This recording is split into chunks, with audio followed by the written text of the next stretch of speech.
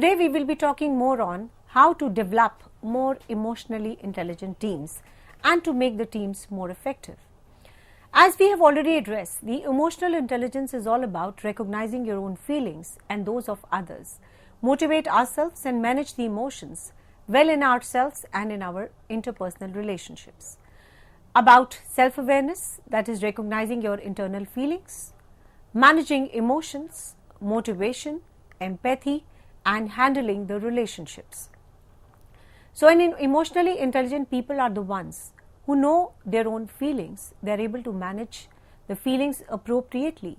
They are able to have a self-motivation, persist in the face of frustrations, ability to control the delay gratification and impulses, ability to empathize with others, and there's a capacity to hope and social competencies.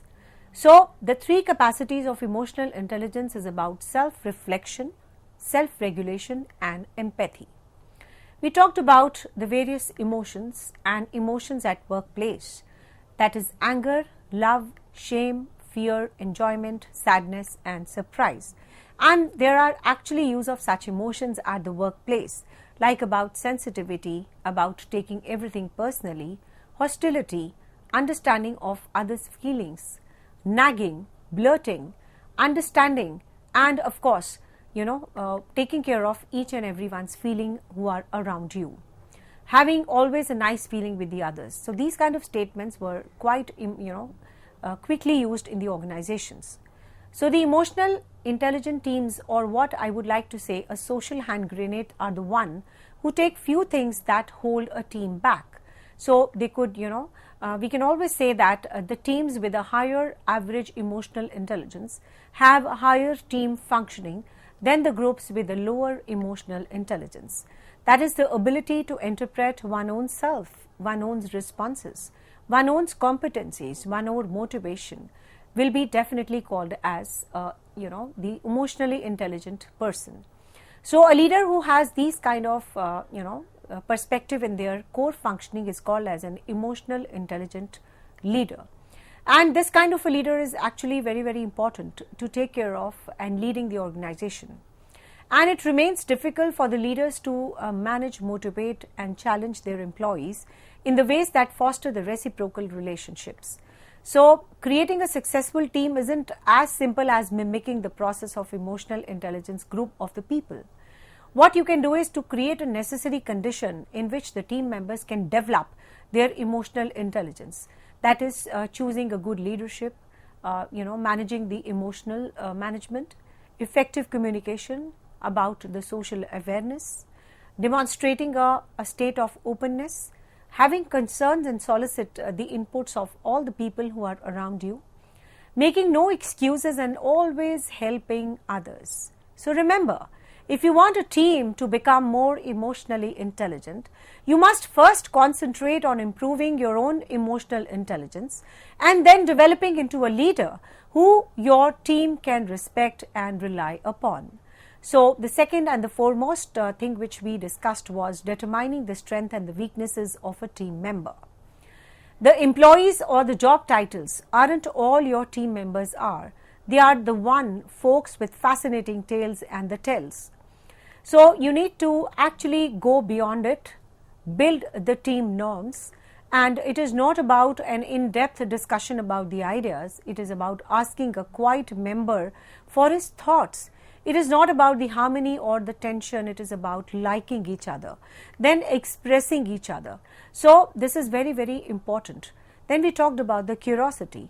Curiosity is employed by emotionally intelligent teams to keep their talks focused, obtain the knowledge they need to make decisions, and comprehend each other's views. So, it is very important to have an inquiry and identify the best solutions. And of course, you need to be mentally secure, that is, even if your decisions go wrong, you should have a surroundings of being accepted even with your mistakes. That is, who you are accepted in the same perspective and in the same manner without any kind of an elevation or discounting. And the important balance is all about between the connections and the task, and the emotionally intelligent team should be able to do this, and the emotional leader should be able to steer and strike a balance between the connections and of course the task. The next is your smart team take the time to explain these scenarios so that everyone understands why. For example, an autocratic, that is top-down decision style, was chosen over a consensus one. They place a high value on the team learning, and after the action reviews are held by the smartest product and the service teams, I have worked with the identifying the three important areas: what they hope to accomplish, what they accomplish in the end, and what was the cause of the difference. As a result, they increase the team collective awareness of each other and the current mission. The next is they pay attention to each other because they actually listen to what others have to say. Emotionally intelligent teams are situatedly aware of one another. They don't wait to talk. Instead, they actively listen without formulating what they want to say next in their heads. The complicated difficulties of today will only become more difficult, and navigating through them will require an emotionally savvy teams. They listen to each other. The emotionally intelligent teams are situationally aware of each other because they truly listen to what others have to say. They don't want to speak, but instead they actively listen without formulating their own minds what they want to say the next. So the complex challenges of today will continue to grow more challenging, and navigating through such complexities require an emotionally intelligent team. The next is an upset employee finds a compassionate ear. We will get moody sometimes, even at work. How a person deals with her co-worker or employees when they are having a bad day is a good identification about her intellect level, that is emotional intelligence levels. If she doesn't even notice the moodiness, ignores the employee, exacerbates the bad mood, criticizes the employees and tell them to snap it out, she probably has a low IQ level. And if on the other hand, she notices that something is up, offers her employee a compassion and understanding and tries to cheer the employee up or distract them from their woes, that's the great indicator that she has a high emotional intelligence. So actually this particular scenario means that an emotional intelligent leader will actually listen to the problems and will also recognize, adhere to the moodiness levels of the employees. If the mood of the employee is not good, he is upset. So a good leader who is emotionally intelligent will try to read between the lines. He or she will notice that something is wrong and something is bad about that individual today. He is probably not in his own self. So you will try and figure out why, will offer actually a particular scenario of a compassion and a deep understanding. And of course, we'll try to cheer up the employee, and there are so many woes which you will like to distract them from, and that's the indicator that yes, you have understood the inner self of an individual, that individual is upset. So that means you're able to control your own self, you're able to control the feeling of others, you're trying to create an environment which is a win-win situation for employee as well as for the employer. As a leader, you understand the emotional connect of each individual, and you are emotionally intelligent to steer that organization, to create that environment in which you are able to understand each other. You will able to hear even if some other persons are not even saying. So yes, that is the emotional intelligent teams. So the next is you should spark the passion. First, as a leader, make sure that you hire the right team members.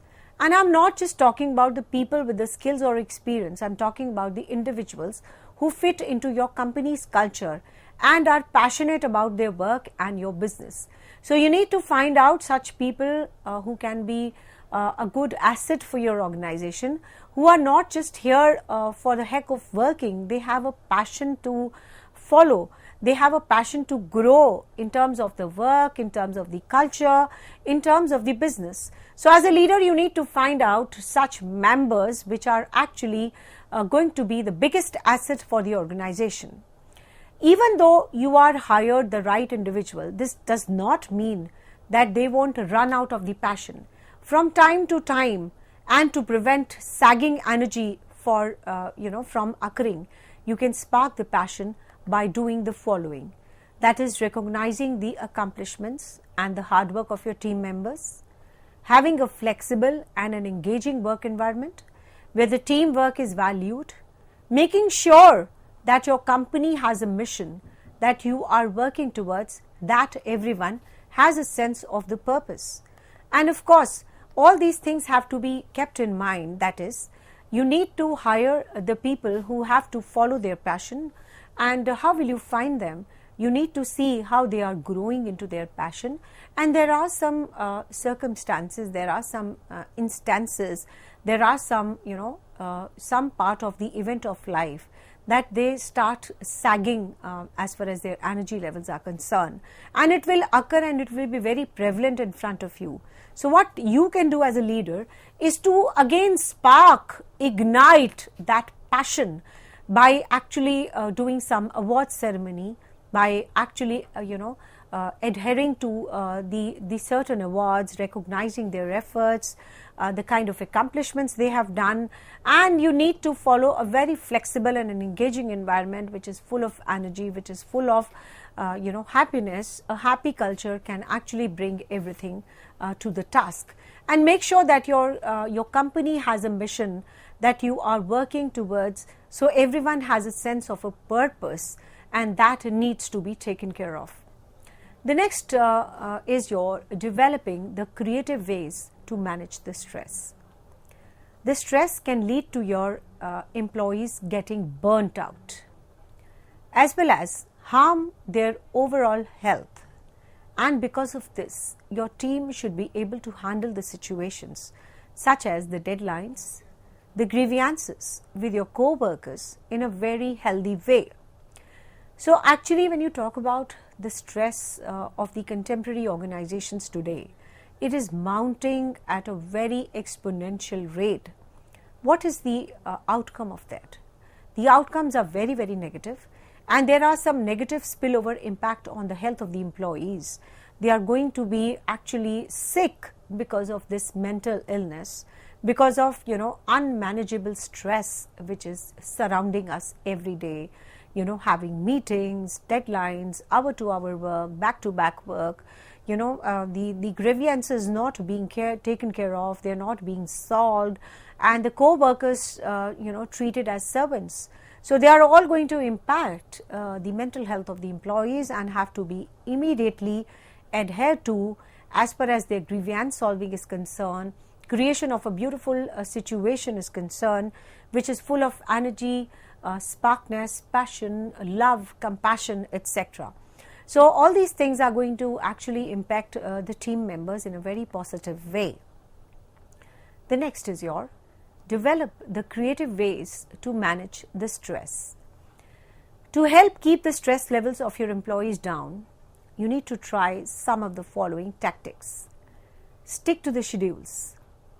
Rushing, extending the projects can affect your team time management habits and skills. Like one day, the leader is saying that you need to complete your target by tomorrow. When you go tomorrow to your office, they say you need to complete the targets by tonight. So what impact it will have on the mental psyche of an individual? They will have this kind of a feeling that there is no time management in the organization, and what we have thought about, what we have planned in our minds is all in vain. So please do not do that. As an emotionally intelligent leader, you should stick to the schedules which have been fixed in advance. You need to encourage the team members to disconnect from the work and take the breaks. give everyone a chance to rejuvenate by giving them some time to focus on the activities that can help them relax. Do not just have a spying eye on them that the moment one work is over, you load them with the second work. Give them some break, give them some time, give them some space so that they can rejuvenate themselves. And they have a right as a human to get themselves rejuvenated, because actually the rejuvenation can do wonders. They will be actually speeding up if they are given the breaks and the required amount of rejuvenating activities. So this can actually help them increasing their activities, their performance levels, their decision making power, their critical thinking, etc. Then you need to discourage the multitasking. The multitasking techniques does not work at all. In fact, it can double the amount of time it takes to complete a task. So let it be one by one. You need to encourage the employees to focus on one task at a time. The next is, you should always have an environment where the conflicts are completely resolved. So not everyone in the workplace is going to get along. However, addressing any issues before they disrupt the office is a great stress reducer. Be empathetic. Yes, you should be aware of what motivates your team members, as well as any challenges that your team may be experiences. For example, if a team member has lost a loved one, then you should be compassionate and understand that their mind is elsewhere, and ask how you can be supportive of them. The next is, you should allow the team members to have a voice. Having excellent communication skills is an absolute must. You can help your team members develop a stronger communication skills by having them work on an active listening, gaining a better understanding of the body language, and giving them a channel to vent their frustrations or concerns. If you do not allow the team members to speak, the team members to talk, it is not going to develop a good atmosphere in the organization. In fact, you should be giving them a free environment wherein they can develop their communication skills, actually an active listening skills, gaining a better understanding of their body languages, and giving them a channel to vent their frustrations or concerns. However, allow the team members to have a voice in fact, and however, don't let those negative emotions drag the entire team down. Instead, use it constructively so that your team can resolve a problem together and figure out how to address the problem. Additionally, you should also give your team the opportunity to share their ideas. And the Hay Group, a consulting firm, uses a storyboarding technique when your team members create a small poster that represents their ideas, and make sure that you even ask and encourage your quiet team members what they think about it. So, encourage the employees to work and play together. Yes, all work and no play makes Johnny a dull boy.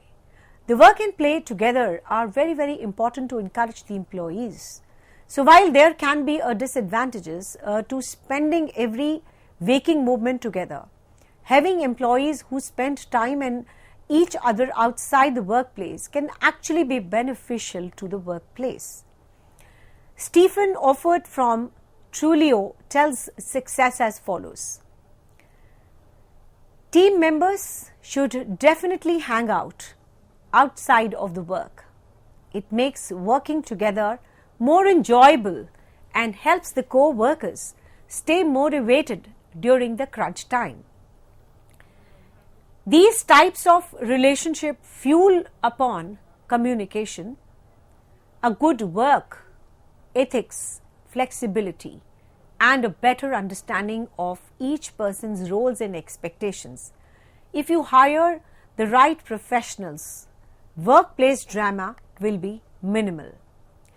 Grant Gordon from Solomon Consulting Group also adds, whether you have a customary Friday afternoon beer with a co-worker, take a whole team to a baseball game and few times a session or a sweat together in corporate challenge events, the result is going to be the same. The colleagues who are in each other's lives would work harder, and you would be no longer a collection of the individuals who gather in an office, but a true community pulling for a group success.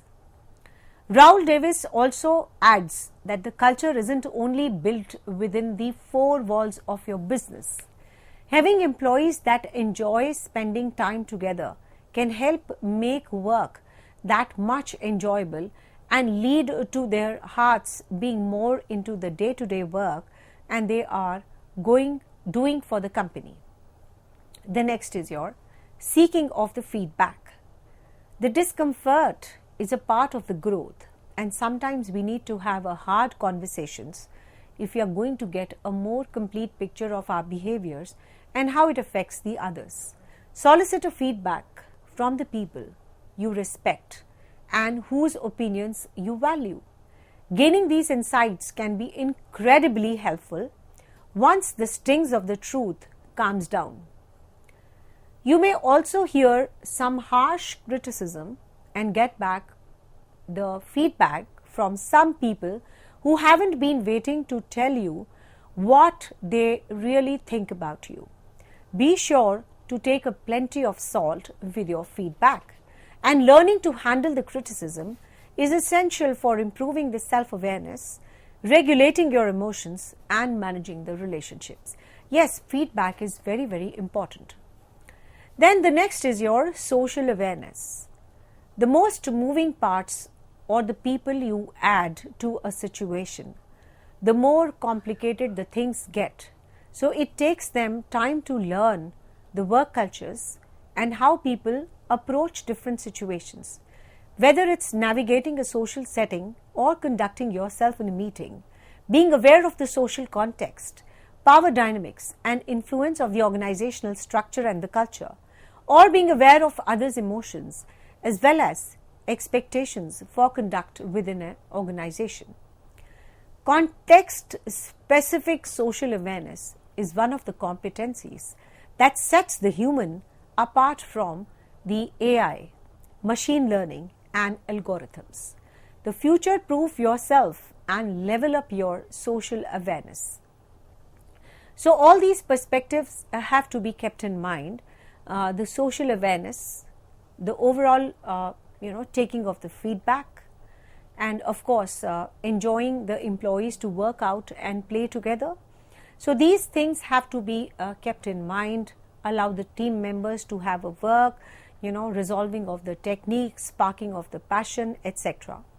So we talked about today that is how we can develop the strong team, emotional intelligent team. So it's very important to highlight all the points which we have discussed, and a small recap can actually make a difference. So we'll be talking about all the points which we have discussed, that is the signs that your staff is emotionally intelligent. The first is you should choose a leadership and a kinship, having a self-awareness, emotional management, effective communication, leaders with the social awareness, and the leaders who can effectively resolve the disagreements and give a solution are known as the conflict resolution techniques. As a leader, as an emotional leader, you need to demonstrate the environment of courtesy, openness, listening to others, solicit the input of from the entire organizations and making it the best. You need to avoid making excuses and need to help others. The next is you need to determine the strengths and the weaknesses of the team members. You need to actually find out, dive into that what are the wide range of their abilities, their talents, their information that can help you achieve your overall objectives.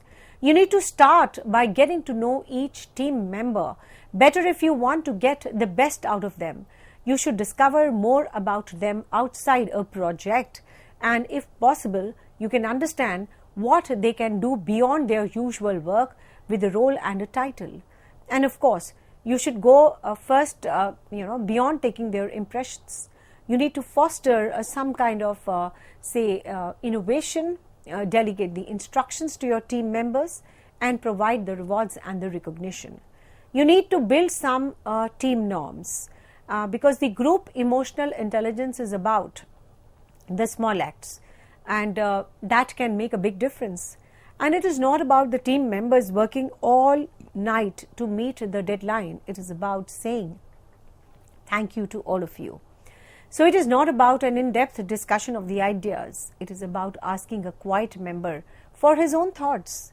It is not about harmony or a lack of attention. It is all about liking each and every member of the organization. It is not about acknowledging when harmony is false. The tension is unexpressed. And of course, it is all about treating each and every member with some respect, compassion and love. Then of course, curiosity is employed by emotional intelligence teams to keep their work focused about their knowledge they need to make and the decisions and about their comprehension levels. You need to give them some kind of a surroundings for which they feel mentally secure, and not an environment of dissuading them, but an environment of accepting them with their particular mistakes. The emotional intelligence teams, they need to strike a balance between the connections and the particular task. They need to be smart and take some time to explain these scenarios, and of course they need to pay attention to each other. They need to listen to each other, and an upset employee finds a compassionate ear should be the environment. That is, if you are able to give the employee an environment wherein he can speak out, and if you notice that he is disturbed, so try and figure out why. So that means as a leader you are a more compassionate, understanding and emotionally mature leader. If you are not able to do this, that means you are lagging behind.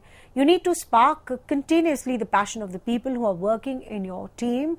Like, you need to ignite them, because there will be some instances in which you would observe the sagging energy. So you need to spark it again. You need to boost the energy amongst the team members again by having some kind of programs in the organization which will help them in accomplishing the hard work which has been done by them, giving them an engaging atmosphere, giving them a flexible atmosphere, valuing them for their whatever work they are doing, for the mission they are on to, and a sense and prevailing a sense of purpose with them. So you need to also develop certain beautiful and some creative ways to manage the stress levels of the employees. And of course, you need to for this you need to stick to the schedules. Of course, you need to discourage some kind of a multitasking, because it is going to actually waste your resources. You need to resolve the conflicts as and when.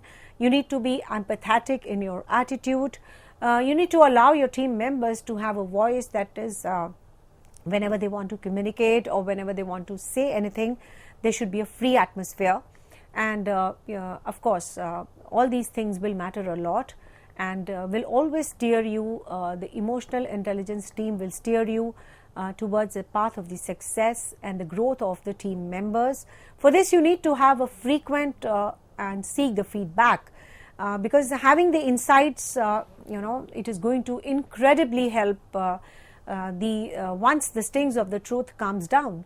So the feedbacks are very, very important. Healthy criticism is also very important. Social awareness has a particular role to play, specifically in the context specific social awareness.